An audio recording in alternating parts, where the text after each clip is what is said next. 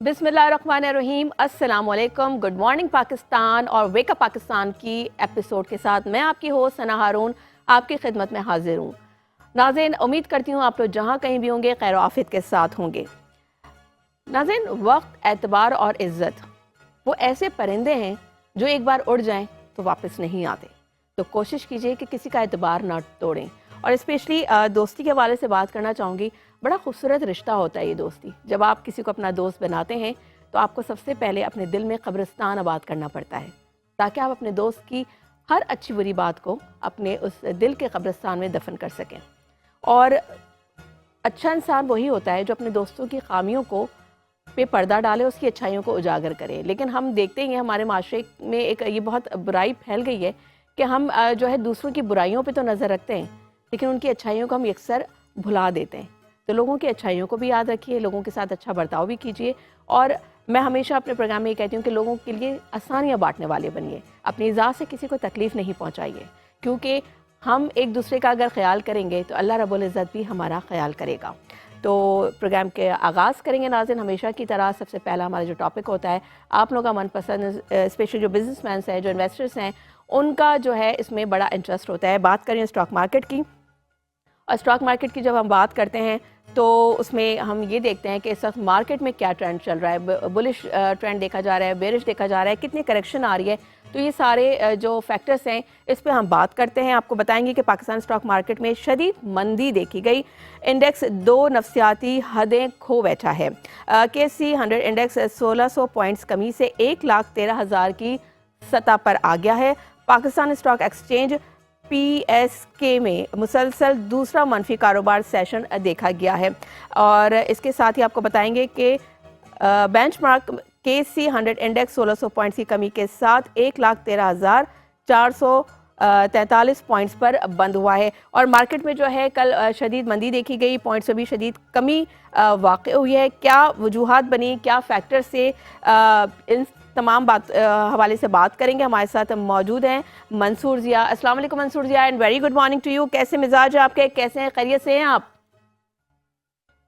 अच्छा, अभी हमारा उनसे रब्ता नहीं हुआ है। नाज़रीन, आपको बताएंगे कि ये बड़ा इंगेजिंग टॉपिक होता है, क्योंकि ये सिर्फ एक नंबर्स का खेल नहीं है। जो इन्वेस्टर्स होते हैं और स्पेशली इसका सारा दौरोमदार, अगर हमारा जो स्टॉक है वो अच्छा परफॉर्म कर रहा होता है तो हमारी मुल्क की इकॉनमी पे बहुत पॉजिटिव इसका इम्पैक्ट आता है। और लेकिन अगर मार्केट में ज़रा मंदी देखी जाती है तो फिर उसका ऑब्वियसली जो इम्पैक्ट है वो इकॉनमी में भी पड़ता है। और इसके अलावा जो इन्वेस्टर्स होते हैं उनका भी जो कॉन्फिडेंस थोड़ा सा शेकी नजर आता है, स्पेशली वो इन्वेस्टर्स जो कि अभी नए नए इस बिजनेस में आए हैं, जो नया नया उन्होंने स्टॉक में इन्वेस्ट किया है।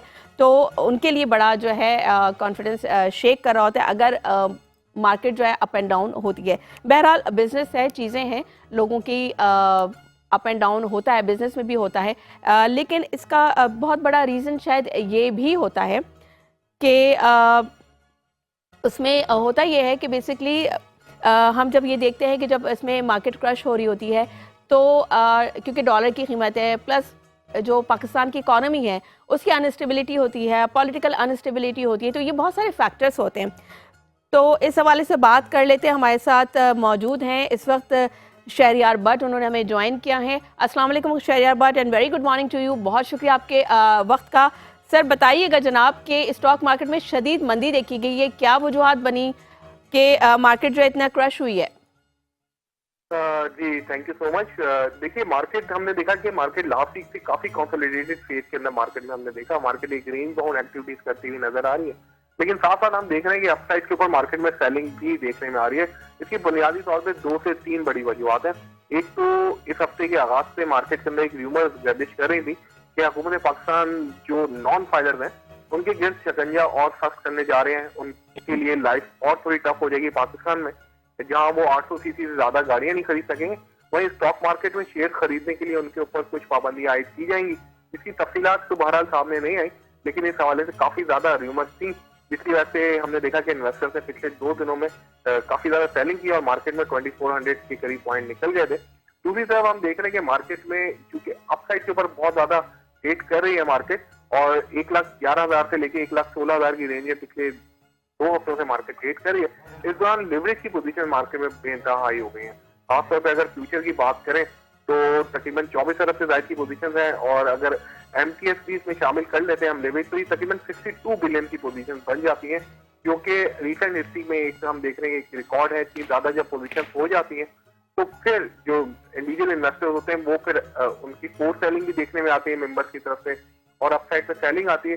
यही वजह है कि आपने कल देखा कि इंडिविजुअल ने अराउंड 6 मिलियन से ज्यादा की सेलिंग की है मार्केट के अंदर, जबकि सेलिंग का सिलसिला आज भी जारी है। आज भी मार्केट अगर आप अपसाइड पे देखते हैं तो सेलिंग नजर आते हैं आप। अच्छा शहरियार, ये बताइएगा कि आजकल हर दूसरा बंदा चाहता है कि वो स्टॉक में जो है इन्वेस्ट करे, तो इस वक्त चूंकि मंदी देखी जा रही है, तो आप क्या सजेस्ट करेंगे स्पेशली न्यू इन्वेस्टर्स के लिए? देखिए, पाकिस्तान स्टॉक मार्केट ने तो आउट परफॉर्म किया। अगर पिछले 1 से 1.5 साल आप देखेंगे तो पाकिस्तान में जितने भी आप एसेट क्लास है उसमें पाकिस्तान स्टॉक मार्केट ने बहुत अच्छा परफॉर्म किया। लास्ट ईयर 80% से ज्यादा रिटर्न दिया। यही वजह है कि अब स्मॉल इन्वेस्टर कंटिन्यू मार्केट का रुख इख्तियार कर रहे हैं, और अगर हम बात करेंगे डेली 500 से 600 नए अकाउंट ओपन हो रहे हैं हमारे यहाँ पे, जहाँ कोई स्टॉक मार्केट नहीं आता था। और मार्केट में काम करने का सबसे अच्छा टाइम ही वही होता है जब ब्लड ऑन द स्ट्रीट होता है, या फिर मार्केट में मंदी होती है, शेयर प्राइसेस डाउन साइड पे होते हैं। वहां पे आप परचेज करने के बाद अपनी नई एंट्रीज मार्केट के अंदर ले सकते हैं, पोजीशन बना सकते हैं। 2025 भी हमें लग रहा है कि मार्केट में बेपनाह पोटेंशियल है। मार्केट अपसाइड के ऊपर जा सकती है, काफी चीजें बेहतर हो सकती है मार्केट के अंदर, क्योंकि अभी कॉर्पोरेट अर्निंग बहुत अच्छी आ रही है मार्केट के अंदर। रिजल्ट सीजन स्टार्ट होने वाला है, और के साथ हम इंटरेस्ट रेट देखते हैं कंटिन्यू डिक्लाइन साइड के ऊपर नजर आ रहा है, और जो कि साल के आगाज से 30% पे था, लास्ट ईयर की बात कर रहा हूँ मैं, और अब 13% पे आ चुका है। और मंडे फर्दर हम एक्सपेक्ट करेंगे at least 100 basis point interest rate कम होगा। तो जब इतना इन्फ्लो मार्केट के अंदर आएगा तो यकीन तौर पे मार्केट आप बेहतर नजर आएगी आपको यहाँ। ठीक है शहरियार, अगर सेक्टर वाइज एनालिसिस की बात करें तो आपको क्या लग रहा है कि टेक्नोलॉजी या एनर्जी सेक्टर्स हैं, उनकी इस वक्त क्या परफॉर्मेंस है, क्या ट्रेंड देख रहे हैं आप, और फ्यूचर में जो इनकी स्टेबिलिटी रहेगी या आप कुछ अनसर्टेनिटी देख रहे हैं? देखिए, जब सेक्टर वाइज अगर हम बात करते हैं तो मार्केट में ओवर द ईयर जो है ना ऑयल एंड गैस सेक्टर सरमायाकारों का सबसे ज्यादा फेवरेट सेक्टर रहा है। इसके अंदर कुछ अवामिल भी शामिल हैं, जिसमें खासतौर पर रिकॉर्डिंग की बात करें, वो पाकिस्तान में ऑयल एंड गैस में इन्वेस्टमेंट करना चाहते हैं। तो दूसरी तरफ टेक्निकल स्टॉक पिछले कुछ दिनों से काफी अच्छा परफॉर्म करें, क्योंकि इंटरेस्ट रेट नीचे आया है, और इंटरेस्ट रेट नीचे आने के बाद से जो मुल्क में आपने देखा कि जितनी जो सीमेंट के स्टॉक्स हैं या फिर स्टील के सेक्टर्स हैं, इनके अंदर एक्टिविटीज रुकी हुई थी, वो बेहतर परफॉर्म करना शुरू हो चुके हैं। लुकिंग फॉरवर्ड हमें लगता है कि आने वाले दिनों में इंटरेस्ट रेट नीचे आने का जो असर है वो हमें वाज़ेह तौर पे नजर आएगा। खासतौर पे सीमेंट्स की बात कर लेते हैं, उनमें आज भी क्योंकि मार्केट इतनी ज्यादा प्रेशर में, लेकिन आप देखेंगे आज भी पॉइंट कंट्रीब्यूशन के हवाले से KC 100 इंडेक्स में 92 पॉइंट की पॉजिटिव कंट्रीब्यूशन सीमेंट की तरफ से नजर आ रही है। फार्मास्यूटिकल के प्राइसेस इंक्रीज हो रहे हैं, इनके प्रॉफिट अपसाइड के ऊपर हमें 30% ज्यादा नजर आते हैं, तो वो भी बेहतर लग रहा है आने वाले दिनों में। बैंक तो ऑलरेडी अच्छा परफॉर्म कर रहे हैं। पाकिस्तान में सबसे ज्यादा जो सेक्टर परफॉर्म कर रहा है वो बैंकिंग प्रॉफिट हमें नजर आते हैं। फिर साथ साथ आने वाले दिनों में अगर आप बात करें तो टेक्सटाइल की एक्सपोर्ट इंप्रूव हुई है, और गवर्नमेंट का सबसे ज्यादा फोकस IT के ऊपर है। आप देखते हैं कि IT की एक्सपोर्ट हमारी ऑनवर्ड जो अक्टूबर से बढ़ना शुरू हो गई है, और इस साल हमें लग रहा है कि $3 अरब से ज्यादा इंक्रीज कर जाएंगी। गवर्नमेंट के टारगेट भी है, कुरान पाकिस्तान भी एक प्रोग्राम लेकर लाए आपके इल्म में होगा। तो चीजें बेहतरी की तरफ जा रही हैं, इन सेक्टर को माइंड में रखें। ऑटो सेक्टर भी काफी ज्यादा बेहतर लग रहा है हमें, क्योंकि ऑटो के नंबर बेहतर आ रहे हैं। लास्ट में अगर बैंक फाइनेंसिंग की बात करें 285 अरब से ज्यादा की फाइनेंसिंग की गई है। ऑटो की sale year on year basis पे 30% ज्यादा अपसाइड पे हम देख रहे हैं। तो इकोनॉमी हमारी मुस्तहकम हो गई है। अब जो इकोनॉमी यहाँ से अपसाइड के ऊपर नजर आती है, आपको देखेंगे टेक ऑफ करती है, तो ये चीजें अच्छी परफॉर्म कर सकती है। बहुत शुक्रिया शहरियार भट्ट आपका, आपने बड़ी तफसील से अपने एनालिसिस दिए स्टॉक मार्केट के हवाले से। और नाज़रीन, इस वक्त हमें ज्वाइन किया है जो इक्विटी डीलर हैं जिब्रान सरफराज। अस्सलाम वालेकुम Jibran, and very good morning to you. कैसे मिजाज हैं आपके? जी जिब्रान, मौजूद हैं आप हमारे साथ? जी जिब्रान, अस्सलाम वालेकुम एंड वेरी गुड मॉर्निंग। आप मौजूद हैं हमारे साथ? आई गेस हमारा राब्ता उनसे मुनक़ता हो गया है। नाज़रीन, आपको एक बार फिर बता देते हैं स्टॉक के हवाले से कि पाकिस्तान स्टॉक एक्सचेंज में शदीद मंदी देखी गई है, और जो 100 इंडेक्स हैं उसमें 1600 पॉइंट्स की जो है कमी भी देख, और इस वाले से मज़ीद गुफ्तगू करेंगे और एनालिसिस जानेंगे। हमें ज्वाइन किया इस वक्त जो इक्विटी डीलर हैं जिब्रान सरफराज ने। अस्सलाम वालेकुम Jibran and very good morning to you. Thank you for your precious time. जी, आप देख रहे हैं कि आज जो है शदीद मंदी देखी गई है स्टॉक एक्सचेंज में और 100 इंडेक्स में 1600 पॉइंट्स की कमी भी हुई है, तो आप क्या कहेंगे? और हमारा राब्ता फिर एक बार मुनक़ता हो गया है। मैं आपको बता दूं कि जो पाकिस्तान स्टॉक एक्सचेंज है इसमें काफ़ी मंदी, शदीद मंदी देखी गई है। अच्छा, होता ये है कि जो की सेक्टर्स हैं, स्पेशली एनर्जी की बात करें, बैंकिंग सेक्टर की बात की जाए या ऑयल सेक्टर्स की बात की जाए, तो इनकी परफॉर्मेंस काफ़ी अच्छी रही थी। लेकिन चूँकि लास्ट वीक भी हमने देखा कि मार्केट जो है स्टॉक मार्केट में काफ़ी फ्लक्चुएशन देखने में आया था। अब उसकी क्या वजूहात बनती हैं, उस हवाले से भी बात करेंगे। आपको एक बार बताएंगे कि पाकिस्तान स्टॉक मार्केट में शदीद मंदी देखी गई है और 100 इंडेक्स में 1600 पॉइंट्स की कमी भी देखी गई है, और 1600 कमी के बाद जो है 1,13,000 की सतह पर आ गया है। हमें ज्वाइन किया है जिब्रान सरफराज ने एक बार फिर। अस्सलाम वालेकुम जिब्रान, आप सुन सकते हैं मुझे? जी जी बिल्कुल, आवाज़ आ रही है आपकी। जी, good morning and thank you for your time. जी जिब्रान, मार्केट में काफ़ी शदीद मंदी देखी गई है और 1600 पॉइंट्स की कमी भी देखी गई है, क्या कहेंगे आप इस हवाले से? देखिए, गुज़िश्ता रोज तकरीबन जो 1600 पॉइंट की जो कमी देखी गई उसमें जो है इंडिविजुअल की तरफ से सेलिंग देखी गई, जिसकी वजह से जो इंडेक्स है 1600 पॉइंट से ज़ायद की कमी देखी गई।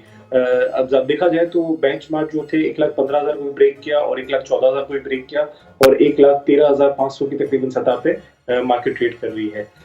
इसकी बुनियादी वजह जो है आप देख सकते हैं कि जो म्यूचुअल फंड है, एक तो इसके म्यूचुअल फंड ने जो इंडिविजुअल की तरफ से सेलिंग देखी गई और साथ-साथ जो ऑलरेडी प्रॉफिट टेकिंग करने की जो है, क्योंकि ऑलरेडी मार्केट ज़िगज़ैग कर रही है, प्रॉफिटेबिलिटी इंट्राडे भी आती है, तो लोगों ने जो है प्रॉफिट टेकिंग भी देखी गई। इसके साथ-साथ आप देख सकते हैं कि जो अब जितना नज़दीक आ रही है इन मॉनेटरी पॉलिसी, तो उसमें जो है जो बेनिफिशियरी हैं, जो इंटरेस्ट रेट से फ़ायदा होता है जिनको, तो उनको जो है उसमें जो है वो तेज़ी दिख रही है हमको, उस सेक्टर में जो है तेज़ी दिख रही है हमको। अच्छा, रीसेंट ट्रेंड्स के मुताबिक क्योंकि हमने देखा कि जो पाकिस्तान स्टॉक एक्सचेंज है उसमें काफ़ी फ्लक्चुएशन देखने में आई, जो की सेक्टर्स हैं जो कि एनर्जी सेक्टर है, बैंकिंग सेक्टर है, ऑयल सेक्टर है, तो सर इनकी जो परफॉर्मेंस है उसका किस हद तक रोल है? और अगर हम फॉरेन इन्वेस्टर्स की बात करें तो उनका इस वक्त क्या रुझान है? क्या ये फ्लक्चुएशन जब होती है मार्केट तो उस वक्त ज़रा शेकी हो जाता होगा उनका कॉन्फिडेंस?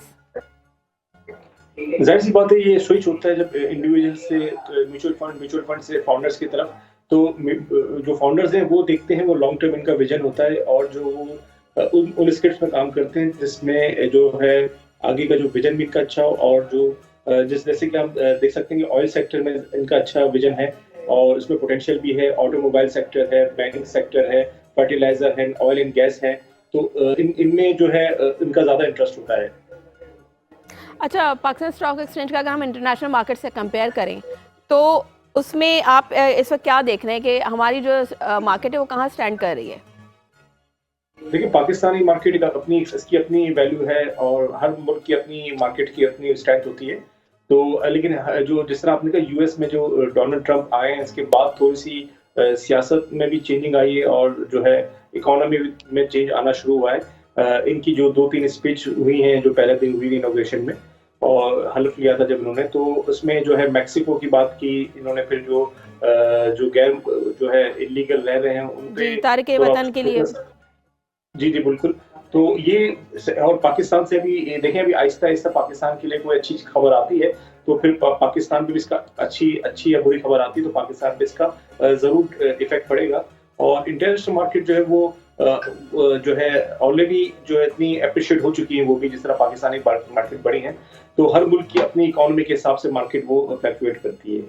अच्छा, लेकिन आपने डोनाल्ड ट्रंप की बात की, अभी ज़ाहिर सी बात है नया उन्होंने अपना ओहदा संभाला और आते ही उन्होंने बड़ी धुआंधार तकरीर भी की थी, और लेकिन उन्होंने इसका कहा कि फर्स्ट अमेरिका, अभी उनकी जो सारी कॉन्सेंट्रेशन है वो अमेरिका की तरफ है, उनकी खारजा पॉलिसी में भी पाकिस्तान कहीं नहीं है, तो क्या देख रहे हैं आप फ्यूचर में? देखिए, अभी तो वो चाइना की उन्होंने बात की, जैसे बात आ रही है कि वो 10% जो है टैरिफ आयद करने की बात कर रहे हैं। जी बिल्कुल। और मैक्सिको और कनाडा में तकरीबन 25% मसूलात का जो सामना करना पड़ेगा, और भी यूरोपीय यूनियन के साथ साथ उनकी कुछ बातें आई हैं। तो इसकी वजह से जो इनकी जो करेंसी है उसमें भी थोड़ा सा इफेक्ट पड़ा है, और इनकी जो स्टॉक मार्केट है तो अभी तो इतना खास फर्क नहीं पड़ा, लेकिन आहिस्ता आहिस्ता जो इनका जो जिस तरह क्लियर होता जाएगा तो फिर उस हिसाब से इसमें मार्केट में तो उनका बिहेव करेगी। ठीक है, ठीक है। बात कर लेते हैं डॉलर की, क्योंकि जब स्टॉक मार्केट की बात होती है तो डॉलर और गोल्ड को हम कैसे पीछे छोड़ सकते हैं, लोगों का इंटरेस्ट भी होता है इसमें। बताइएगा कि इस वक्त डॉलर की जो कीमत बढ़ गई है और मार्केट जो है इस वक्त क्रश हुई हुई है, तो सारी सूरत हाल में आपका एनालिसिस क्या है? क्या रीज़न है जो डॉलर के रेट बढ़ते चले जा रहे हैं, या IMF और ग्लोबल मार्केट की जो पॉलिसीज़ हैं क्या वो असरअंदाज हो रही हैं? देखिए, डॉलर तो इतना भी बड़ा नहीं है मेरे हिसाब से, डॉलर स्टेबल है, क्योंकि जब 300 सवा 300 था तो उस वक्त इतना बड़ा, तो वहां से नीचे आने के बाद 278 79 पे ट्रेड कर रहा है, तो इतना तो डॉलर नहीं बढ़ा। लेकिन ये कि अब उम्मीद करते हैं कि जिस तरह इंटरेस्ट रेट अभी कम होगा तो और पाकिस्तान के जो एक्सपोर्ट के फिगर्स आएंगे, और इसके बाद जो डॉलर में भी आप बहुत तो नहीं, मतलब 5 से 10% कमी एक्सपेक्ट कर सकते हैं। अच्छा, 5 से 10% आप एक्सपेक्ट कर सकते हैं कि डॉलर बढ़ेगा मजीद? नहीं, कम हो जाएगा। अच्छा, कम हो जाएगा, तो ये तो आप खुशखबरी आप ये प्रेडिक्ट कर रहे हैं और लोगों के लिए खुशखबरी का बाइस बन रहे हैं आप। जी बिल्कुल, हम तो एक्सपेक्ट, हम पाकिस्तानी हमारे विश है कि ज्यादा जो कम हो, लेकिन जो फैक्ट्स एंड फिगर बता रहे हैं वो 5 से 10% जो है US डॉलर प्राइसेस भी कम हो सकते हैं, अगर पॉलिसी हमारी जो इंपोर्ट की एक्सपोर्ट बढ़े और इंपोर्ट कम हो, और जो फॉरेन रेमिटेंस में और जो हमारे दोस्त ममालिक की तरफ से अगर डॉलर का इनफ्लो बढ़ता है तो डेफिनेटली कोई बड़ी बात नहीं है। ठीक है, ये बताइएगा कि जो इकोनॉमिक इम्प्लिकेशंस हैं उसमें आप क्या समझते हैं कि पाकिस्तान की जो करंट फिस्कल पॉलिसीज़ हैं वो सस्टेनेबल हैं और फॉरेन रिजर्व्स और करेंसी एक्सचेंज रिजर्व्स को स्टेबल कर सकती हैं? देखिए, हमारा पाकिस्तान का जो फॉरेन एक्सचेंज रिजर्व है तकरीबन 11 पॉइंट तो कमर्शियल बैंक के पास है, और 5 पॉइंट जो है स्टेट बैंक के पास है, 5 बिलियन, तो तकरीबन 16.5 बिलियन जो है हमारे पास जो है तकरीबन फॉरेन एक्सचेंज रिजर्व है। तो इसमें अभी भी तकरीबन इनफ्लो की गुंजाइश है। अगर ये 20 से 22 या 25 तक भी पहुंच जाता है तो आप डेफिनेटली जो है आपका ये सरप्लस भी हो जाएगा, और साथ साथ इसकी वजह से जो है पाकिस्तान में जो डॉलर के जो मसाइल थे उसमें भी कमी आएगी, और जो इसका जो रेट है वो भी आप डिक्लाइन दिखेंगे। अच्छा जबरान, ये बताइएगा जो एक्सपोर्ट को प्रमोट करने के लिए किस तरह की करेंसी पॉलिसी जो है वो इफेक्टिव हो सकती है? जी बिल्कुल, जो एक्सपोर्ट के लिए तो वैसे पाकिस्तान के जो मसाइल है वो पहले तो देखा जाए तो इंडस्ट्रियां हैं उनको रिलीफ देना चाहिए, ताकि वो इस काबिल बने कि वो खड़े हो सके और जो है एक्सपोर्ट भी कर सके। तो जिस तरह हमारे बुनियादी मसाइल जो है वो रिजॉल्व हो जाते हैं, तो ये सेकेंडरी मसला है कि करेंसी का जो आता है ना, पहला तो मसला है कि हमारा इंडस्ट्री का सेक्टर बहुत बैठा हुआ है, तो उसमें जो इलेक्ट्रिक का है, पानी का है, गैस का है, ट्रांसपोर्ट का है, ऑयल का है, तो ये चीजें बुनियादी चीजें बेहतर होंगी तो इन द फ्यूचर अपनी सेकेंडरी जो है करेंसी पॉलिसी बना सकते हैं। अच्छा, पॉलिटिकली अगर हम बात करें और इंटरनेशनल कॉन्टेक्स्ट में अगर हम बात कर लेते हैं तो पॉलिटिकल इनेबिलिटी का जो है क्या रोल है, और इंटरनेशनल लोन्स और IMF को हम किस तरीके से, ऑब्वियसली लोन लिया आपने वापस भी करना है, तो उसको हम किस तरह से हैंडल किया गया अभी तक, और आइंदा आने वाले दिनों में किस तरीके से इसकी स्ट्रैटेजीज बनाई जाएगी? देखिए, कर्ज लेके कोई चीज चलाना बहुत मुश्किल होता है, पहले कर्ज लेते हैं, फिर कर्ज को चुकाने के लिए फिर कर्ज लेना पड़ता है, तो ये पॉलिसी को थोड़ा चेंज करना पड़ेगा, ताकि जो है आने वाले दिनों में हम ये IMF के जो उसके जो प्रोग्राम से निकल सके और जो है खुद मुख्तार हो सके, और पाकिस्तान जो है कर सकता है, लेकिन थोड़ा सा इसमें पॉलिसी को जो है रिवाइज करना पड़ेगा, और जो एक्सपोर्ट को, स्पेशली एक्सपोर्ट को हम बढ़ा सकते हैं और लोकल मैन्युफैक्चरिंग पे ज्यादा प्रमोट करें, क्योंकि पाकिस्तान की लोकल मैन्युफैक्चरिंग बहुत ही लो है, तो उसमें अभी भी पोटेंशियल है, चीजें अभी महंगी हैं, जो बुनियादी चीजें जो पैदा करने की, प्रोडक्शन में जो आती है इस्तेमाल करने की, वो उसको थोड़ा चीप करे, बिजनेस फ्रेंडली जो है पॉलिसी बनाए, और फॉरेन इन्वेस्टमेंट का जो इनफ्लो आए तो फिर ये चीजें बेहतर होंगी। अच्छा जबरान, आप क्या समझते हैं जो फॉरेक्स रिजर्व्स हैं और जो ट्रेड डेफिसिट है उसका कनेक्शन थोड़ा सा लोगों को समझाइए। दूसरा ये कि जो ये क्रिप्टो करेंसी या ऑल्टरनेट ट्रेडिंग जो सिस्टम है उसका हमें डॉलर डिपेंडेंसी पे किस हद तक उसको हमें निजात दिला सकता है वो? देखिए, पाकिस्तान में तो खैर ये लीगल नहीं है अभी क्रिप्टो और जो बिटकॉइन और जितनी भी करेंसी है, लेकिन जो US में जो है, जो US और दूसरे ममालिक में ये अभी भी लीगली तौर पे काम कर रहे हैं। ये इसका फायदा भी है, नुकसान भी है। अगर इसको प्रॉपर हम देखें तो, क्योंकि साइबर क्राइम भी इससे बहुत हो रहे हैं, आपने पिछले दिनों भी देखा होगा पाकिस्तान में भी एक साइबर क्राइम हुआ था इसी को लेकर, और लेकिन इसका बेनिफिट भी है और इसका जो है डिसएडवांटेज भी है। तो इसको हम बेनिफिट की बात करें तो ये इजी एक्सेस है आपका, जो है पूरी दुनिया में आप मूव कर सकते हैं और इससे हुकूमत को भी फायदा है, कुछ टैक्स वगैरह ले ले और इसको लीगल करें तो फिर आने वाले दिनों में हम भी बिटकॉइन से और ये जो इलेक्ट्रॉनिक करेंसी है उससे फायदा उठा सकते हैं। अच्छा जिब्रान, हम कल भी बात कर रहे थे ट्रेड डेफिसिट के बारे में कि पाकिस्तान का जो ट्रेड डेफिसिट है उसका डॉलर के बीच में जो कनेक्शन क्या है, क्या ताल्लुक़ है, किस हद तक वो मजबूत है। इसके अलावा आपको लगता है कि शॉर्ट टर्म सॉल्यूशंस जो हैं उसके अलावा हमें लॉन्ग टर्म इकोनॉमी एनर्जी की तरफ हमें सोचना चाहिए, क्योंकि एक शॉर्ट टर्म हम कोई चीज़ करते हैं तो वो तो वक्ती तौर पर उससे हम निजात हासिल कर सकते हैं, लेकिन कोई लॉन्ग टर्म स्ट्रैटेजी होनी चाहिए ताकि हम इस चीज़ से निकल सकें बाहर। देखिए, सबसे पहले तो हमें जीडीपी पे फोकस करना चाहिए। पाकिस्तान के जो जीडीपी है उसकी ग्रोथ को जो बढ़ाना चाहिए और इसके साथ साथ आप देख सकते हैं कि पाकिस्तान के जो वसाइल हैं उसको सोर्सेज को सही तरीके से पॉजिटिव वे में इस्तेमाल करें तो आप देख सकते हैं कि आने वाले दिनों में बेहतर हो जाएगा। ठीक है जिब्रान, गोल्ड पे बात कर लेते हैं, स्पेशली ख़वातीन का बड़ा इसमें इंटरेस्ट होता है, लेकिन आप मुझे बताइए कि जो गोल्ड के प्राइसेस हैं उसका और जो लोकल फैक्टर्स हैं उसमें क्या असर है, और जो एक आम आदमी है जाहिर सी बात है उसकी तो क़ुव्वत ख़रीद से बाहर हो गया है, तो इस सारे मामलात को आप किस तरह देख रहे हैं? और पाकिस्तान की इकॉनमी भी इस पर थोड़ा बहुत तो बेस कर ही रही होती है। देखिए, गोल्ड का जो रेट है वो तो पाकिस्तान के किसी के हाथ में तो है नहीं, मतलब क्योंकि वो कन्वर्जन होता है इंटरनेशनली।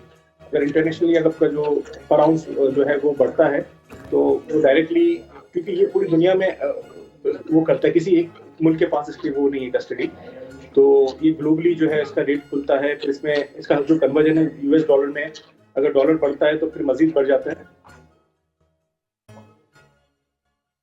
ठीक है Jibran, thank you so very much आपके वक्त का, आपने बड़ी डिटेल में अपने एनालिसिस हमारे साथ शेयर किए।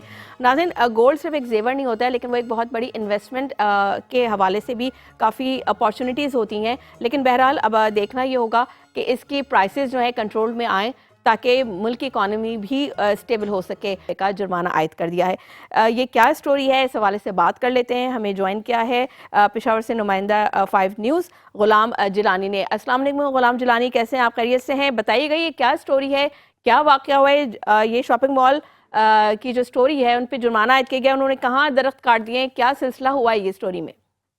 वालेकुम अस्सलाम। सबसे पहले तो मैं छोटी सी तस्दीक करता चलूँ कि पेशावर में कोयटा से गुलाम जिलानी शाद बोल रहा हूँ, और उसके अलावा जो है अगर दरख्तों के हवाले से बात की जाए तो मामला है कोयटा शहर का। कोयटा शहर के बलूचिस्तान का कैपिटल सिटी भी है। यहाँ पर हाली रोड पर एक प्राइवेट शॉपिंग मॉल जो है वो तामीर हो रहा था, तो उसकी तामीरात के दौरान जो है चनार के जो कई दरख्त है वो काटे गए हैं, और इसके खिलाफ महकमा जंगलात ने भरपूर एक्शन लेते हुए खास तौर पर वज़ीर आला बलूचिस्तान ने इसका जो है नोटिस लिया था, जिसकी वजह से वज़ीर आला बलूचिस्तान ने अहकामात जारी किए थे कि जो जंगलात है उनको बचाने के लिए महकमा जंगलात को चाहिए कि वो इन दरख्तों के जो काटने वाले हैं उनके खिलाफ फौरी तौर पर कार्रवाई करे, जिसकी वजह से प्राइवेट शॉपिंग मॉल के जो है ऊपर जुर्माना आयद किया गया, और ये जुर्माना 1,70,00,000 रुपए जो है उन पर आयद किया गया, जिसके बाद जो है उनको कुछ लोगों को गिरफ्तार भी किया गया। और उसके अलावा अगर देखा जाए तो बलूचिस्तान के दीगर इलाकों में भी जो है जंगल और जो नायाब दरख्त है, खासतौर पर पाया चनार है, स्नोबर है और दीगर जो दरख्त है उनको काटा जा रहा था, तो वहां पर भी एक्शन लेते हुए शाबान के इलाके में जो है महकमा जंगलात ने अपने ही जो है कुछ गार्ड्स को और फॉरेस्ट को जो है मुअत्तल भी किया है और वहां पर बाकायदा से कार्रवाई भी की है। वैसे अगर देखा जाए तो बलूचिस्तान में जो है जंगलात पर खुसूसी कोई तवज्जो नहीं दी जा रही थी, लेकिन मौजूदा हुकूमत ने खासतौर पर वज़ीर आला बलूचिस्तान भी सरफराज बुगटी ने इस बात का नोटिस भी दिया, और यहाँ पर जंगलात को मजीद जो है वसत देने के लिए भी उन्होंने काफी सारे अहकाम जारी किए।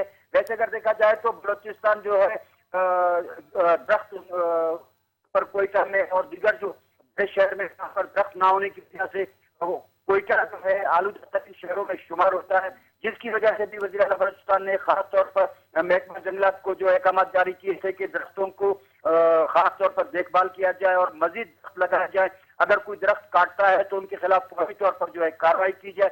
इसी सिलसिले में जो है हाली रोड पर कायम होने वाले एक शॉपिंग प्लाजा के मालकान के खिलाफ भी केस भी किया गया और उनके ऊपर 1,70,00,000 रुपए जुर्माना भी आयद किया गया। जी अच्छा, गुलाम जिलानी ये बताइएगा कि आपने कहा कि ठीक है इन पे जुर्माना आयद कर दिया गया है, लेकिन हमने देखा यह है कि जो जुर्माने आयद किए जाते हैं और वैसे भी जो हमारे मुल्क में जो डिफॉरेस्टेशन है, यानी जंगलात को ख़त्म करने किया जा रहा है, इस तरह से दरख्त काट काट कर आप शॉपिंग मॉल बना रहे हैं, तो आपको क्या लगता है इस पे इम्प्लीमेंट होगा? और ये जो शॉपिंग मॉल जिसका था वो कोई इन्फ्लेशन की वजह से वो अपना या कोई बड़े कॉन्ट्रैक्टर हैं तो वो हमने देखा यही कि वो अपनी सेटिंग करके जो है मामला खुर्द-बुर्द कर देते हैं, या वाक़ियतन इनके खिलाफ तादीबी कार्रवाई की जाएगी और इनसे वाकई इस बात पे इम्प्लीमेंट करवाया जाएगा कि जुर्माने की अदायगी करें? जी हाँ, अगर देखा जाए तो 1 करोड़ 70 लाख रुपए बहुत बड़ा जुर्माना है जो बिल्कुल। कि इन पर आयद किया गया है। और बलूचिस्तान के अवाम और खासतौर पर कोयटा के अवाम यही उम्मीद करते हैं कि जो इक़दाम किए गए हैं ये माल के मालिक के खिलाफ या दीगर लोगों के खिलाफ जो कि दरख्त काटने में मुलविस हैं, तो हुकूमत को चाहिए कि मजीद इस पर जो है काम करे। ये बलूचिस्तान के शहरियों का और खासतौर पर कोयटा के शहरियों का यही कहना है। वैसे अगर देखा जाए तो इस पर अमल दरामद होना शुरू हो गया है। महकमा जंगलात जो है बाकायदा से एक्टिव हो चुका है और उन्होंने जो है दरख्तों को काटने वालों के खिलाफ जो है बाकायदा से आगाज कर दिया गया है और लगता है कि ये जरूर इनकी जो मुहिम है कामयाब होगी। उस वजह यह है कि इन्होंने महकमा जंगलात के जो ऑफिसरान हैं, जो दीगर सिक्योरिटी गार्ड्स वगैरह होते हैं, उनको भी कई लोगों को जो है मुअत्तल किया है, जिसकी वजह से बलूचिस्तान की उम्मीद तो चली है कि महकमा जंगलात जो है बेहतरी दवा है। जी। अच्छा, गुलाम जिलानी ये बताइए कि आपकी जो बात हुई है कोई जो मॉल की मैनेजमेंट है या उसके जो मालिकान है उनका क्या कहना है इस सारी सूरत हाल में? क्या उन्होंने अपनी ये गलती एक्सेप्ट की है या वो डिफेंसिव हो रहे हैं? नहीं, शॉपिंग मॉल के जो मालकान है हमने काफी कोशिश की कि उनसे राब्ता किया जाए, लेकिन उनसे राब्ता नहीं हो सका।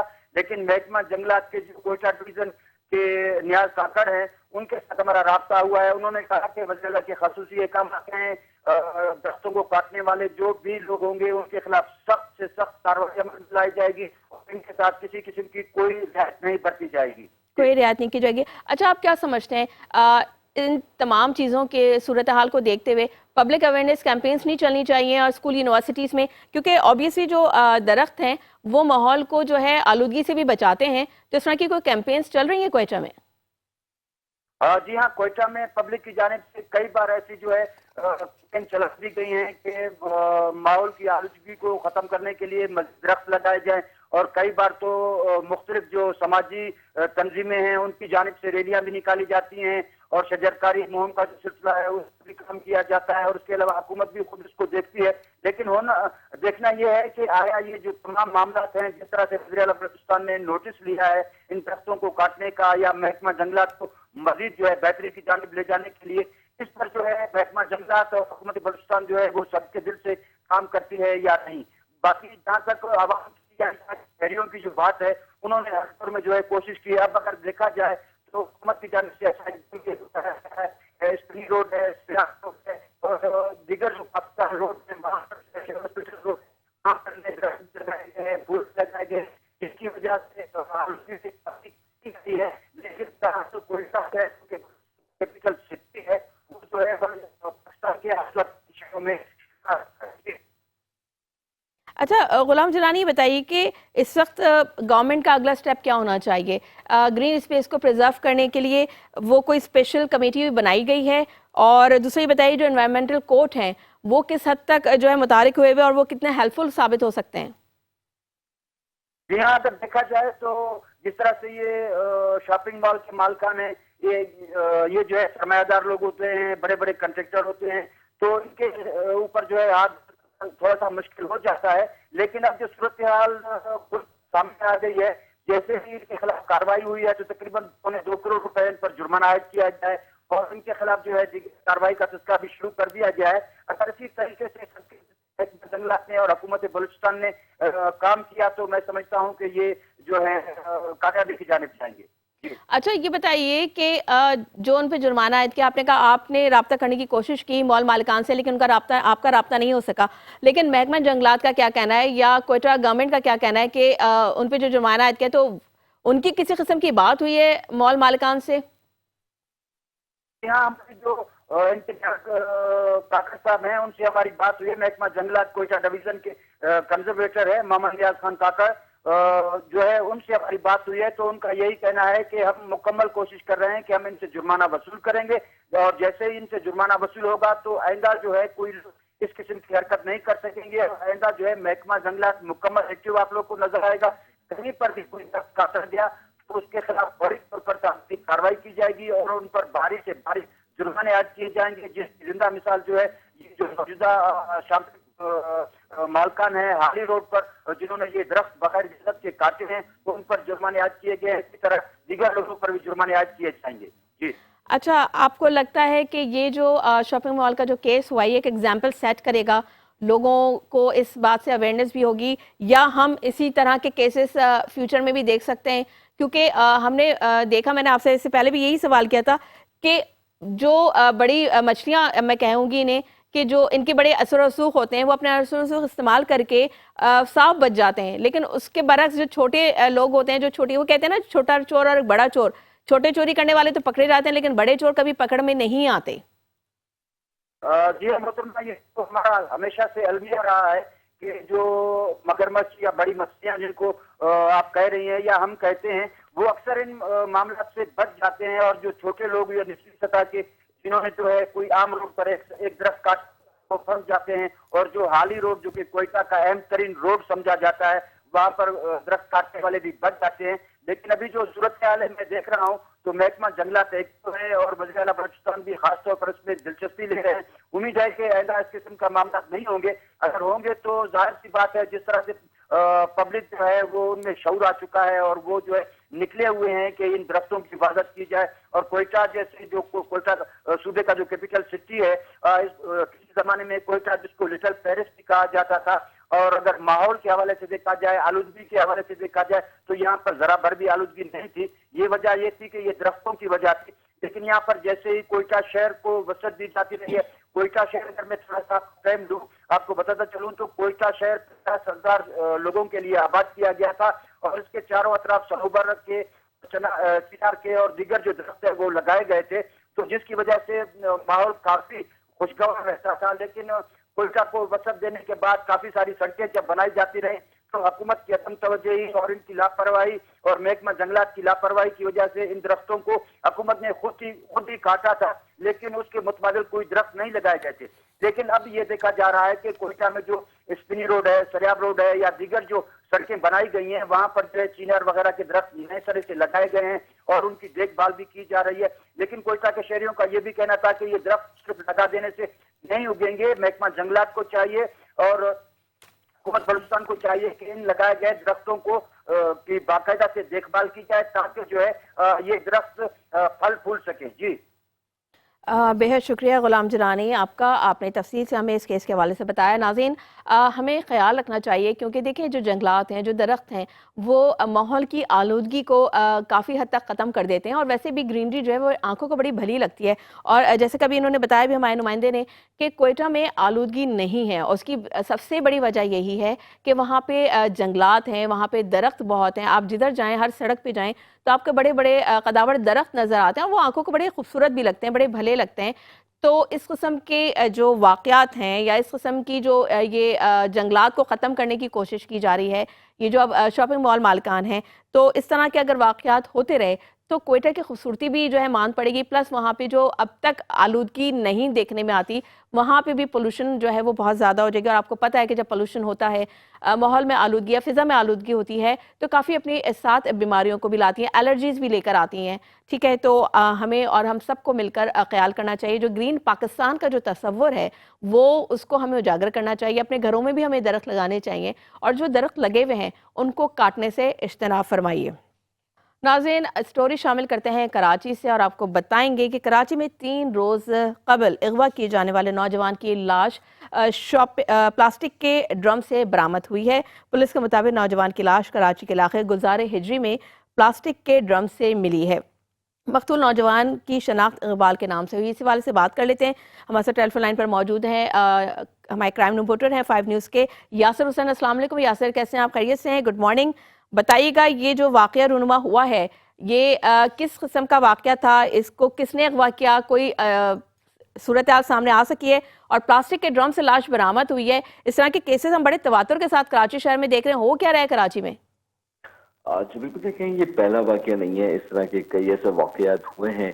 जिस तरह ये बॉडी मिली है ड्रम के अंदर प्लास्टिक के बैग में, इस तरह कई ऐसे वाकयात पहले भी हो चुके हैं। इस शख्स को अगवा किया गया, अगवा करने के बाद इसकी 3 दिन बाद जो है वो इसकी लाश बरामद होती है और इसकी पुलिस जो है वो हस्बे मामूल जो है वो अपना एक जुमला, जिस तरह वो हमेशा रिवायती कहती है कि अब तफ्तीश की जा रही है, पता लगाया जाएगा कि किसने अगवा किया और ये कहाँ किसने इसको कत्ल किया। अब पुलिस जो है वो तहकीकात करती रहेगी और ये मामला दब जाएगा हमेशा की तरह से, और इसके कातिल जो है वो आजाद फिरते रहेंगे। आपने देखा होगा कि पिछले कई दिनों पहले जो है वो एक बॉडी पार्ट जो है वो बरामद हुए थे खातून के। इससे उससे पहले भी कुछ इसी तरह के बॉडी पार्ट्स जो है वो मिलते रहे हैं, मगर कातिल तक पहुंचना जो है वो पुलिस के लिए मुश्किल हो गया है, क्योंकि अभी आपने देखा कि सारिम जो बच्चा था 11 साल का, उसकी लाश के जी भी 7 साल का बच्चा था वो, सारिम की बात करें ना आप जी, वो जिसकी पानी के टैंक से लाश बरामद हुई जी है। जी बिल्कुल, पानी जी के टैंक से जी जिसकी लाश मिली, उसके कातिल भी जो है वो अब तक पुलिस की पहुंच से दूर है। पुलिस दावा तो ये करती है कि बहुत जल्द जो है वो मुल्जिमान को पकड़ लिया जाएगा, मगर अब तक मुल्जिमान जो है वो पकड़े नहीं जा चुके हैं। और कल भी जो सारिम के लवाहिकीन हैं उन्होंने रोड के ऊपर एहतजाज किया, पावर हाउस चौरंगी पर धरना दिया, ट्रैफिक के लिए वो बंद कर दिया गया था। उन्होंने मुतालबा किया कि कातिलों को जल्द से जल्द पकड़ा जाए और तफ्तीश जो है वो वापस एबीसीसी को दी जाए। उन्होंने तफ्तीश जो है वो बिलाल कॉलोनी थाने को मुंतकिल कर दी है, मगर वो उससे मुतमईन नहीं है। उन्होंने कहा कि हमारी तफ्तीश जो है इस केस की वो वापस एबीसीसी को दी जाए, ताकि वो प्रॉपर जो है उसकी तफ्तीश कर सकें और हम अच्छा यासिर ये जो नौजवान का जो है वो पुलिस के मुताबिक तो उनका तो ये कहना है कि ये जो अगवा हुआ है और जिसका ये कत्ल हो गया, जिसकी प्लास्टिक के उस बॉक्स में ड्रम में लाश मिली है, वो कोई हमजर्फ था उसका जिसने उसको अगवा किया था, और ये कोई जाती रंजिश बताई जा रही है और जाती रंजिश की बिना पे उसने अगवा किया और इसको ये डाइवर्ट कर रहा था अगवा बराए तावान के केस में। तो क्या कहेंगे आप? जरूर देखिए, पुलिस की तरफ से इस तरह के मौके सामने आया है, मगर अभी ये हतमी नहीं है जब तक कातिल नहीं पकड़ा जाता। क्योंकि वो बंदा ये कहता है कि पुलिस के मुताबिक जो है ना वो ये सारी बातें की जा रही हैं, मगर अभी तक कोई हतमी फैसला इसके ऊपर नहीं हो पाया है। अभी तफ्तीश की जा रही है, इसमें हम जुल्फ का इन्वॉल्वमेंट बताया जा रहा है, और अभी बिल्कुल आपने जैसा आपने बताया कि इसमें हमजुल्फ का इन्वॉल्वमेंट है, मगर इसमें भी हतमी जो है वो फैसला नहीं हो सका है अभी तक। जी लेकिन पुलिस ने तो कहा है कि हमने गिरफ्तार कर लिया मुलजिम को, तो मुलजिम को गिरफ्तार कर लिया है तो उससे तफ्तीश अगर की है तो क्या तफ्तीश के बाद क्या चीज़ सामने आई है? पुलिस ने तो दावा किया कि हमने मुलजिम को जो है गिरफ्तार कर लिया है।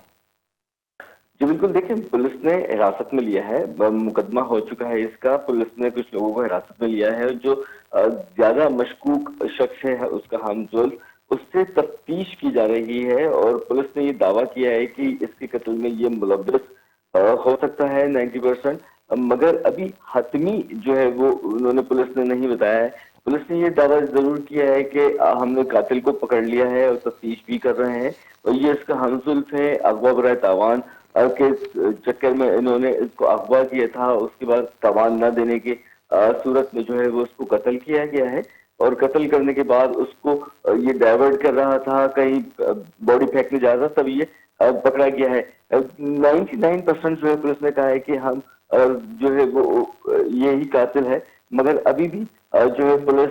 अच्छा यासिर, मुझे ये बताइएगा कि आपकी मकतूल के जो है लवाहिकीन है, जो बेचारा शख्स अपनी जान से हाथ धो बैठा, उनके वालिदैन से, उनकी फैमिली से कोई बात हुई है? क्योंकि कहा यह जा रहा है कि उसका जो हमजुल्फ है उसने पहले 50 लाख मांगे तावान में, फिर 30 लाख मांगे, फिर 27 लाख मांगे, तो क्या कोई रकम अदा की गई थी? नहीं जी, देखिए मेरी उनके वालिदैन से बात करने की मैंने कोशिश की थी, मगर उन्होंने बात करने से इनकार कर दिया। पुलिस की जानिब से यही बताया जा रहा था कि तावान की रकम जो है वो मुसलसल तब्दील होती गई।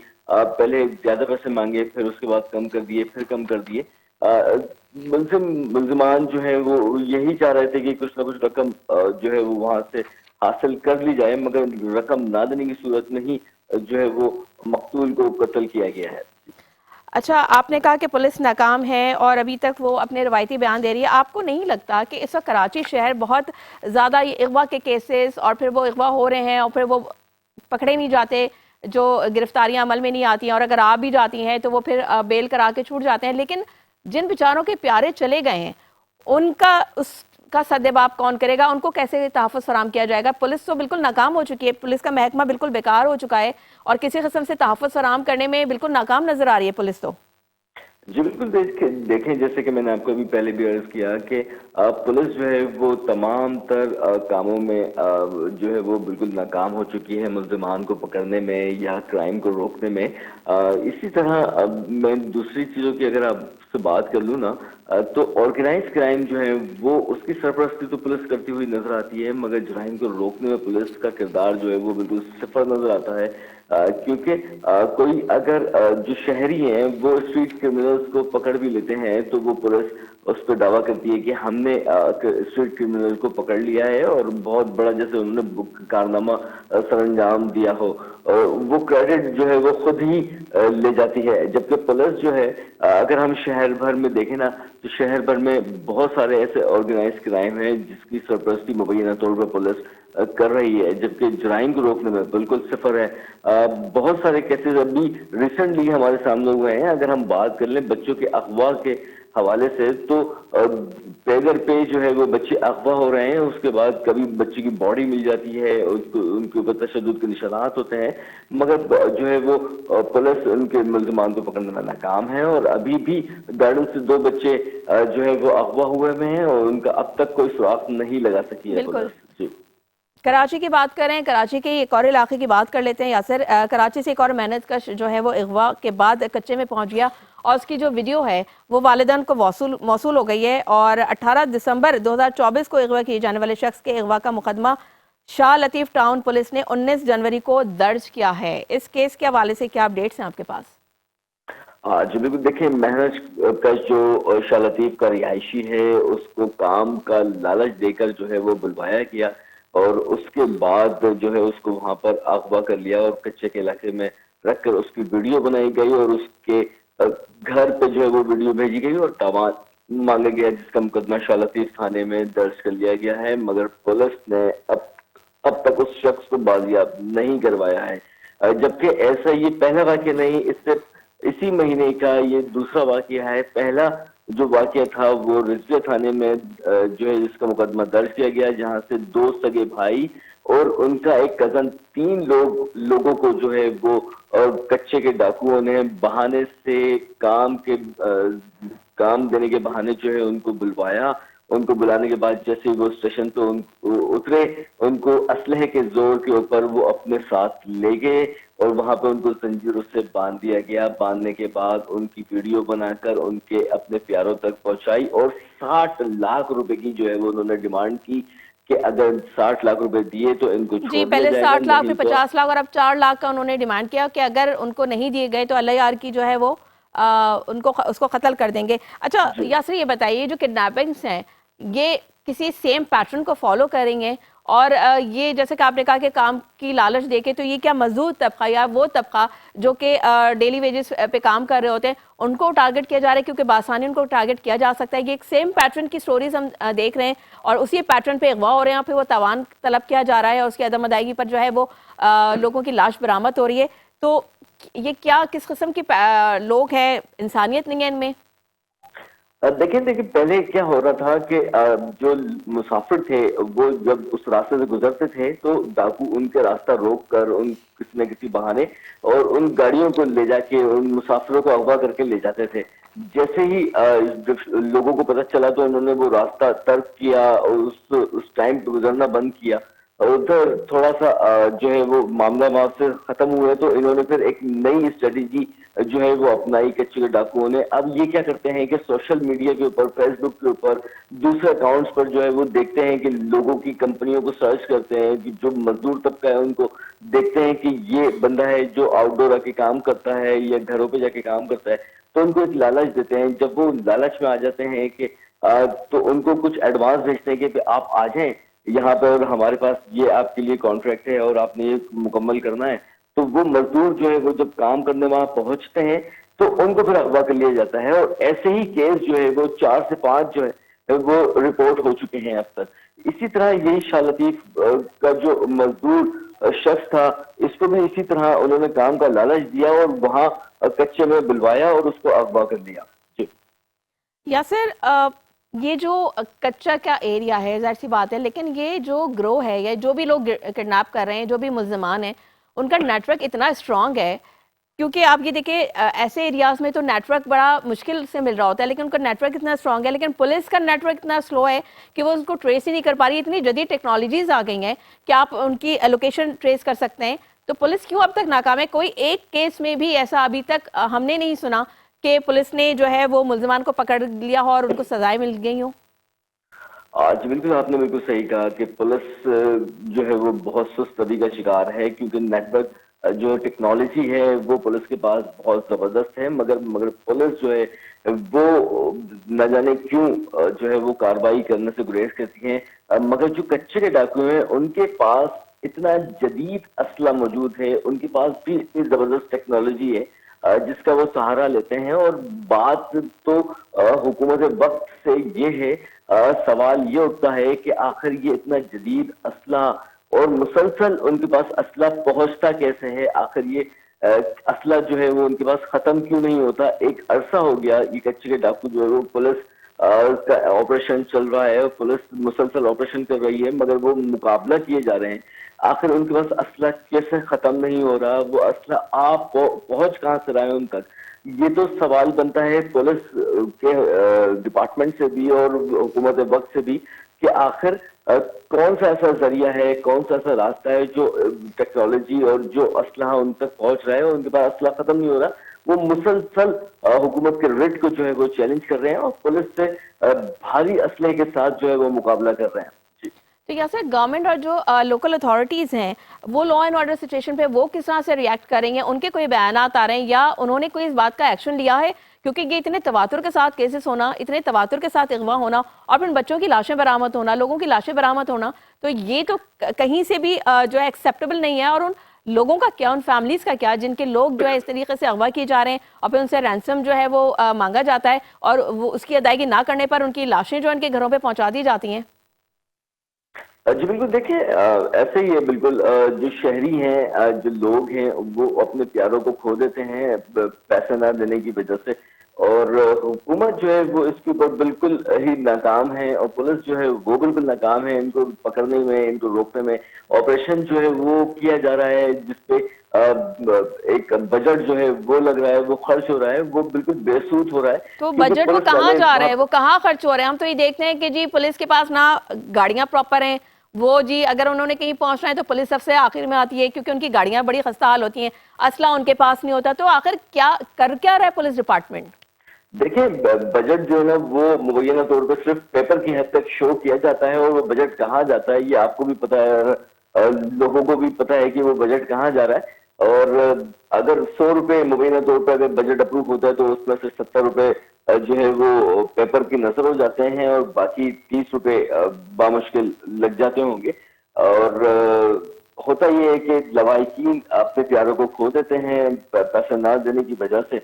बहुत सारे ऐसे केसेस हैं। अगर मैंने अभी आपको जो रिसेंटली बताया कि जो रिजविया थाने में एक केस रिकॉर्ड हुआ है जिसमें 3 लड़कों को जो है उन्होंने अगवा किया, मजदूर थे वो भी, उनसे भी डिमांड की है, उनको पहले अगवा कर लिया, उनसे पूछा कि आपकी प्रॉपर्टी बताएं। उन्होंने बताया भाई एक घर है हमारा 1 करोड़ का। उन्होंने कहा वो घर दिखवाएं और 60 लाख रुपए भेज दें, नहीं तो हर हफ्ते जो है वो इन तीनों में से एक करके लाश आ जाएगी।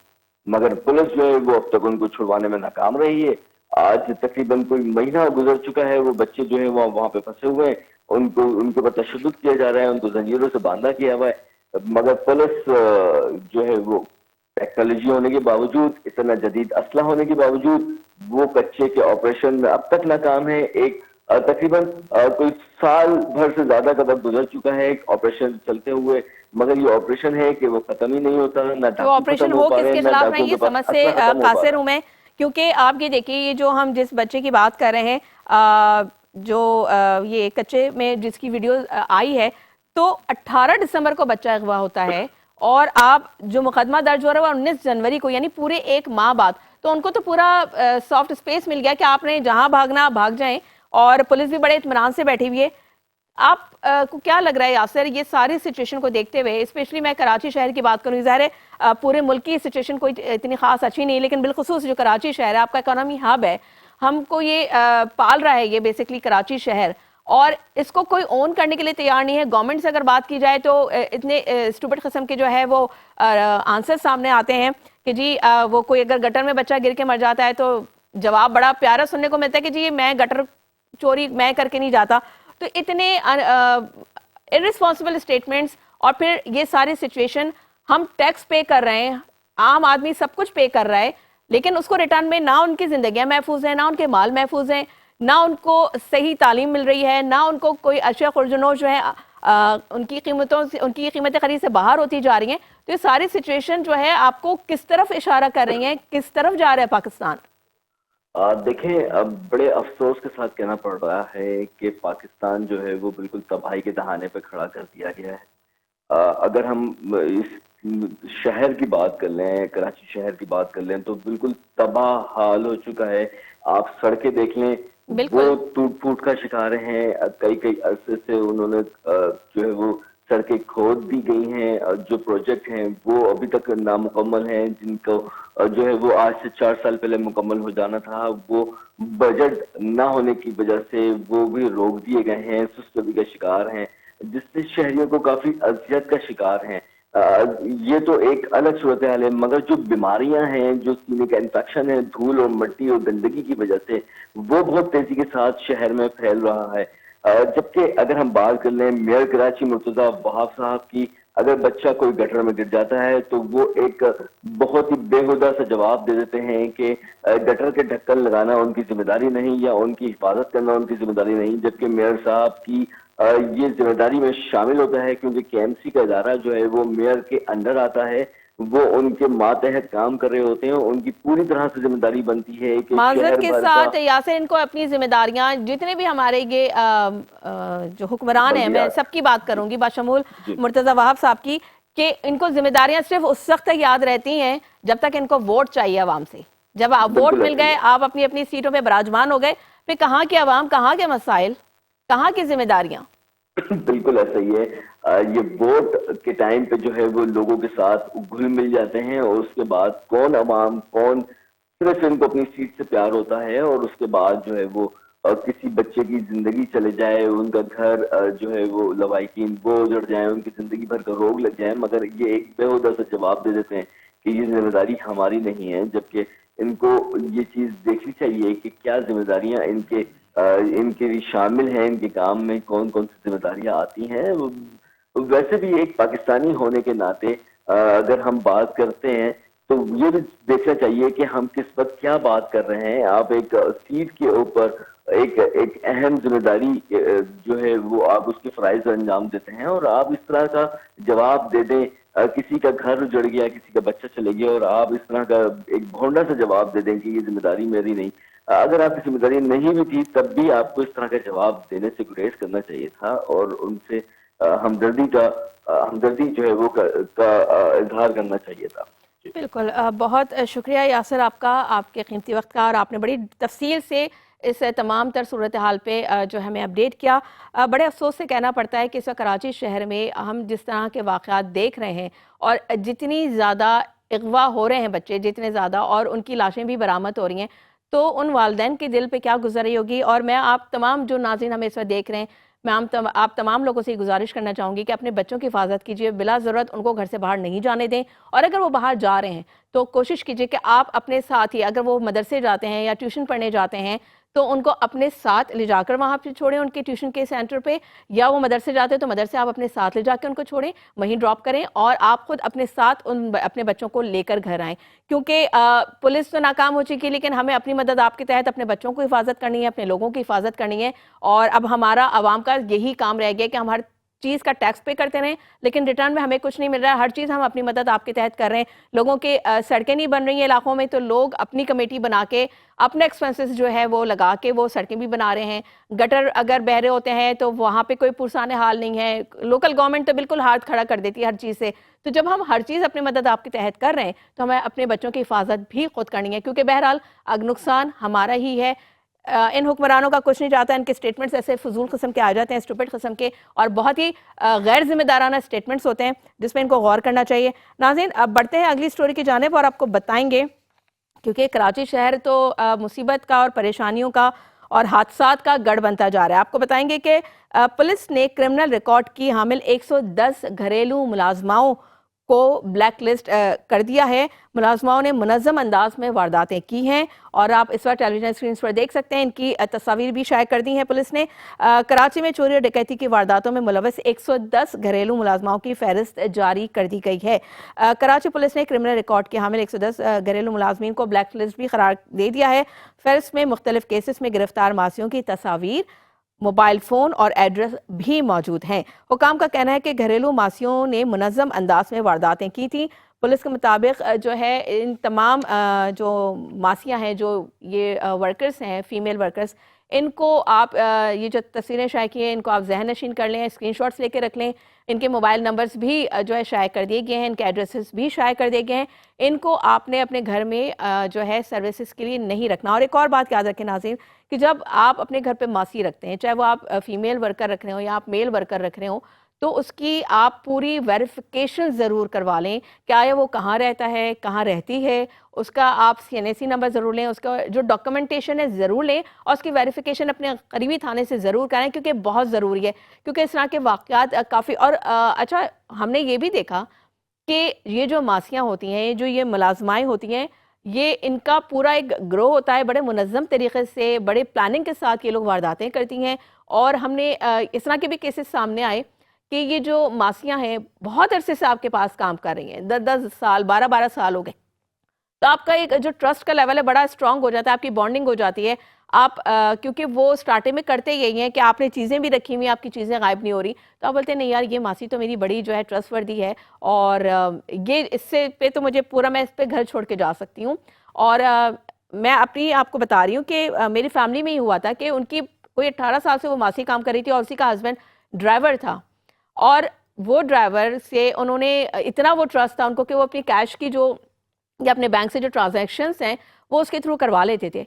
उन्होंने बाकायदा पूरा एक प्लान बनाया, बेगम को कहा कि जी वो आईं, और उन्होंने जो घर से जो चीज़ें चोरी वोरी करनी थी उन्होंने बड़े तरीके से अपने बैग में चीज़ें भरी, क्योंकि उनके जो घर वाले थे वो सुबह सब अपने दफातर चल जाते थे, बच्चे स्कूल में होते थे, वो पूरा का पूरा घर उनके जो है अंडर होता था। उन्होंने बहुत तरीके से सारी चीज़ें अपनी समेटी वहाँ से, और जो कोई तकरीबन 75 लाख रुपए का उनको वो डस्ट लगा के गए। तो आपकी चाहे वो कितनी ही पुरानी मासियाँ हों, कितने ही पुराने मुलाजमीन हों, आपने ट्रस्ट नहीं करना है, और रखने से पहले उनकी वेरिफिकेशन आपने ज़रूर करनी है।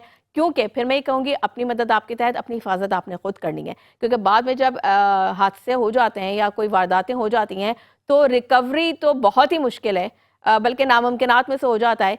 तो इसलिए आप इस चीज़ को मलूज़ खातिर रखें, इस चीज़ को अपने ध्यान में रखें कि जब भी आप कोई मुलाजमा रखेंगे, या आप कोई ड्राइवर या अपना कोई कुक रखते हैं, कोई भी अपना मुलाजिम रखते हैं, तो उसकी वेरिफिकेशन आपने ज़रूर करनी है। करीबी थाने में उसकी तमाम तर जो तफसीलात हैं वो आपने वहाँ दर्ज करानी है, ताकि मुतल्लिका थाने के इल्म में रहे कि फ़लाँ मुलाजमा फ़लाँ एड्रेस पे काम कर रही है। तो मैं समझती हूँ कि ये चीज़ आप लोगों को काफ़ी हद तक क्लियर हो गई होगी नाज़रीन। और नाज़रीन, आपको बताएंगे कि सिंध हुकूमत का सिक्योरिटी खदशात के पेश नज़र कराची के तमाम सरकारी कॉलेजेस में CCTV कैमरास नस्ब करने का फैसला कर लिया गया। इस हवाले से बात कर लेते हैं। नुमाइंदा खुसूसी 5 न्यूज़ ने हमें ज्वाइन किया है, इदरीस सराइन। अस्सलाम वालेकुम इदरीस सराइन, बताइएगा कि सिंध हुकूमत ने सिक्योरिटी खदशात के पेश नज़र जो CCTV कैमरास तमाम कॉलेजेस में लगाने का फैसला किया गया है, और क्या स्कूलों में भी कैमरे नस्ब किए जाएंगे? नहीं जी, फिलहाल तो ये महकमे कॉलेजेस है, उनके जो डायरेक्टर जनरल उन्होंने बकायदा एक नोटिफिकेशन जारी किया, और उस नोटिफिकेशन के मुताबिक सिलसिला ये है कि सिंध हुकूमत का सिक्योरिटी खर्चात के पेश नज़र कराची के तमाम सरकारी कॉलेजों में CCTV कैमरे नस्ब करने का फैसला किया गया है। ये कहा गया है उस नोटिफिकेशन में। और कराची में सिक्योरिटी की जो बढ़ती हुई हालात हैं, जिसकी वजह से खास तौर पे स्कूल्स के तालबात और कॉलेजेस के तालबात और कॉलेज के तलबा है, उनके हवाले से, और फिर खास तौर पे जो कॉलेज में बढ़ती हुई चोरी की वारदातें हैं, और इसी हवाले से भी कहा गया है कि कॉलेज के अंदर चोरियां हो रही हैं, जरूरी है, क्योंकि इससे सीसीटीवी कैमरे नस्ब किए जाएंगे तो ये पता चलेगा कि चोरी की वारदातें इतनी ज्यादा क्यों हो रही हैं। अच्छा, सरकारी असासों में तलबा और अमले की फुल प्रूफ सिक्योरिटी को यकीनी बनाने के लिए फाल इकदाम है, ये कहना है डीजी कॉलेजेस का। इसी तरीके से उनका ये भी कहना है कि सख्ती से इनको हदायत की कि कॉलेजेस के हदूद में अंदरूनी और बैरूनी दोनों हिस्सों का अहाता करने के लिए जो है वो सीसीटीवी कैमरे नस्ब किए गए हैं, ये मरासमे में बताया गया है। और ये कहा गया कि अब ये काम जो है वो जल्द से जल्द किए गए। जो तकरीबन कराची के 125 कॉलेजेस हैं, इन कॉलेजेस में जो है वो सीसीटीवी कैमरे नस्ब किए जाएंगे। जी अच्छा इधर से ये बताइए, आपने कहा कि कॉलेजेस में चोरियों की वारदातें हो रही हैं, तो क्या कॉलेज के अंदर चोरियां, मतलब ये किस तरीके के वाक़, मैं हमें तो ये समझ आई थी बात कि क्योंकि इतने अगवा की वारदातें हो रही हैं, स्कूल से भी बच्चे अगवा हो रहे हैं, तो शायद ये नजर होगा, लेकिन ये तो एक अजीब सी बात सुनने में आ रही है कि कॉलेजेस में चोरियां हो रही हैं, चोरी की वारदातें हो रही हैं। देखिए जी, अभी मैं आपको हाल ही में बताऊं कि अभी एक हाल ही की कॉलेज में बकायदा एक मोटर जो तकरीबन 1.5 लाख रुपए की थी, पानी की मोटर, वो चोरी हो गई। इसी तरीके से जो कराची के मुख्तलिफ जो कॉलेजेस हैं उसमें जो प्रैक्टिकल के जो सामान होता है वो चोरी होता है। इससे हट के मजीद और बहुत सारी चीजें, यानी वो कहते हैं कि चोरों को जो चीज हाथ लगती है वो ले जाते हैं। तो इस चीज की रोशनी में भी ये कहा गया, क्योंकि जो कंप्लेन होती है वो डीजी कॉलेजेस में कराई जाती है, तो ये बहुत सारी कंप्लेन जमा हो चुकी है ऑलरेडी पहले से ही। तो इस चीज को भी मद्देनजर रखा गया कि इससे ये चीज भी बाबर होगी कि आया कि चोरी की वारदातें हो रही है तो उसमें कौन मुलव्वस है, तो इस चीज को भी खास तौर पे इन्होंने पॉइंट बनाया है। जी ठीक है, बहुत शुक्रिया इदरीस राई आपका, आपने इस हवाले से अपडेट किया। जनाब, सिंध हुकूमत ने तमाम सरकारी कॉलेजेस में सीसीटीवी कैमरे नस्ब करने का हुक्म जारी कर दिया है, क्योंकि जैसे कि हमारे नुमाइंदे ने बताया कि वहाँ पे कॉलेजेस के अंदर भी चोरियों की वारदातें हो रही हैं। नाज़रीन, यहाँ वक्त ख़त्म होता है हमारे प्रोग्राम का, अपना बहुत ख्याल रखिएगा। मुझे और मेरी प्रोडक्शन टीम को दीजिए इजाज़त। अल्लाह हाफ़िज़। पाकिस्तान जिंदाबाद।